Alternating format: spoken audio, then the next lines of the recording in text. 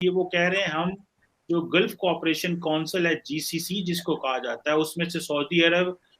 UAE اور Oman کو ہم اس کا پارٹ بنا رہے ہیں۔ بڑے صاحب، آپ کیا سمجھتے ہیں یہ مسلمان دنیا میں سے سعودی عرب، UAE اور عمان کو چننا،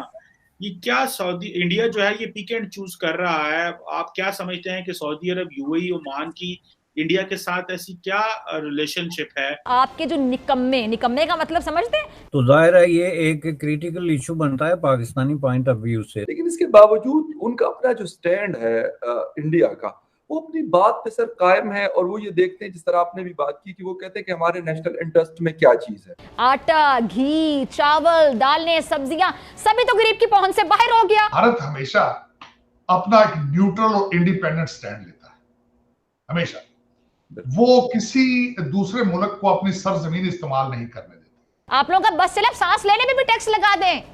اور غریب بیچارہ سانس بھی نہ لے سکے کہ سانس بھی لینا مہنگا ہو گیا۔ ہم دنیا کے تجربوں سے کیوں نہیں سیکھنا چاہ رہے؟ ان کا انفلوئنس جو ہے وہ پوری دنیا جو ہے وہ اس کو نیگلیکٹ نہیں کر سکتی، اس پہ کوئی شک نہیں۔ میرے ساتھ نا انصاف ادارہ ہے جس کو آبزرور ریسرچ فاؤنڈیشن کہا جاتا ہے، وہاں پہ بھارت کے جو فورن سیکرٹری ہیں شرنگلا صاحب، ہرش شرنگلا صاحب، وہ بیسیکلی بات کر رہے تھے کہ ہم مستقبل میں ایک بلو پرنٹ دینا چاہتے ہیں، اور وہ کیونکہ بھارت جو ہے اس کو G20 کی بھی پریزیڈنسی مل رہی ہے نومبر میں، اور SCO کی بھی پریزیڈنسی مل رہی ہے۔ ایک تو یہ بات کی، لیکن دوسری جو امپورٹنٹ چیز ہے وہ G20 کی پریزیڈنسی کے لیے وہ کہہ رہے ہیں ہم جو گلف کوآپریشن کونسل ہے GCC جس کو کہا جاتا ہے، اس میں سے سعودی عرب، UAE اور عمان کو ہم اس کا پارٹ بنا رہے ہیں، اور ہم اس میں ہماری پریزیڈنسی میں تقریباً 200 میٹنگز ہوں گی GCC میں، جس میں ہم ایک بلو پرنٹ دیں گے۔ بڑے صاحب، آپ کیا سمجھتے ہیں یہ مسلمان دنیا میں سے سعودی عرب، UAE اور عمان کو چننا، یہ کیا انڈیا جو ہے یہ پک اینڈ چوز کر رہا ہے؟ آپ کیا سمجھتے ہیں کہ سعودی عرب، UAE، عمان کی انڈیا کے ساتھ ایسی کیا ریلیشن شپ ہے؟ کس طرح ری ڈیفائن کر رہا ہے اپنے ریلیشن شپ کو، خاص کر ویسٹرن ممالک کے ساتھ جو تعلقات ہیں ہی ہیں، لیکن خاص طور پہ UAE اور جو سعودی عرب کے قریب ہونا، اس کو آپ کیسے دیکھتے ہیں سر؟ دیکھیں جی، اس میں تو ظاہر ہے کئی دفعہ ہم ڈسکس بھی کر چکے ہیں کہ یہ ایک اپرچونیٹی جو ہے وہ انڈیا کو ملی ہے گزشتہ 3-4 سالوں کے درمیان، جس کا انہوں نے بہت ہی ایک سمجھ لیں کہ سکلفل طریقے سے فائدہ اٹھایا ہے۔ اور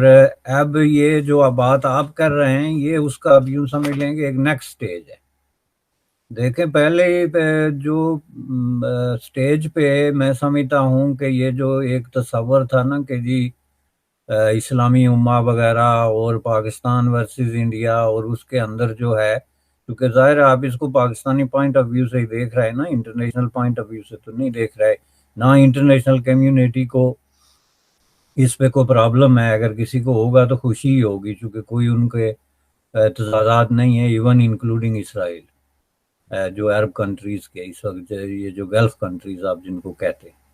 تو ظاہر ہے یہ ایک کریٹیکل ایشو بنتا ہے پاکستانی پوائنٹ آف ویو سے۔ تو اس کے دو حصے ہیں، ایک تو ماضی میں سمجھتا ہوں کہ انڈیا نے سکسیسفلی جو ہے وہ ڈیٹیچ کیا ہے جو گلف کنٹریز ہیں ان کو پاکستان کے ساتھ، جو ان کی ایک ٹریڈیشنل قسم کی فیوڈ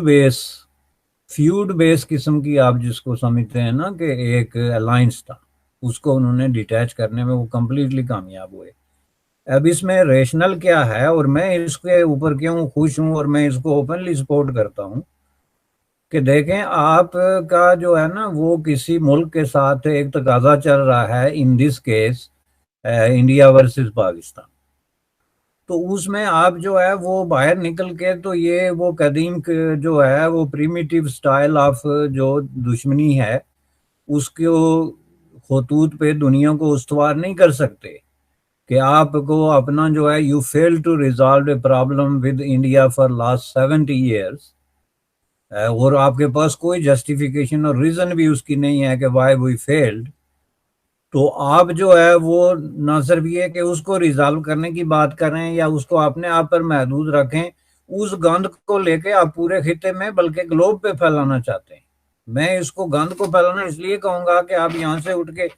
گلف کنٹریز میں جا کے تو ان سے بھی توقع رکھتے ہیں کہ وہ ایک لاٹھی لے کے تو آپ کے پیچھے کھڑے ہو جائیں، جیسے یہ کوئی 500 سال پرانا قبائلی جھگڑا ہے جس میں قبیلے کے ہر فرد کے لیے ضروری ہوتا ہے کہ وہ لاٹھی لے کے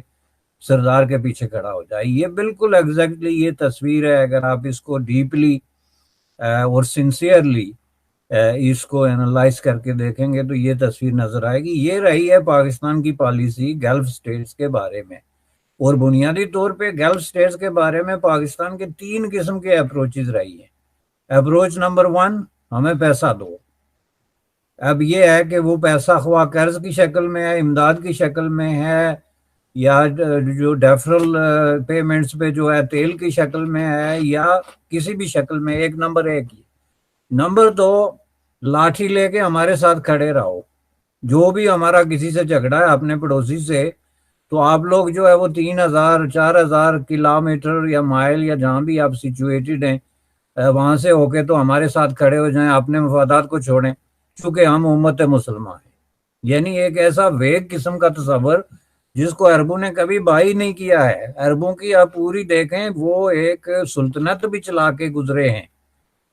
دنیا کی سب سے بڑی سلطنت کو سکسیسفلی جو ہے انہوں نے کئی سالوں تک جو ہے وہ ہینڈل کیا ہے، لیکن ان کی جو اپنی ایتھنیسٹی کی یونٹی رہی ہے یا اپنے تصورات رہے ہیں، مثلا جو گلف کی کنٹریز ہیں عربک سپیکنگ، وہ ان کے درمیان جو ایک طرح کی جڑت ہے اس میں انہوں نے کبھی کسی کو شیئر نہیں دیا۔ تو پاکستان ایک ایلین قسم کا کانسیپٹ لے کے ان کے پاس گیا کہ جی ہمارا اپنے ایک پڑوسی سے جھگڑا ہے، تو آپ جب تک زندہ ہیں آپ بھی ہمارے ساتھ کھڑے رہیں گے، وہ آپ کو اس کا کتنا نقصان اور فائدہ ہے۔ تو ظاہر ہے اس کے خلاف جو یہ عربوں کی نیو جنریشن ہے اس نے ری ایکٹ کیا۔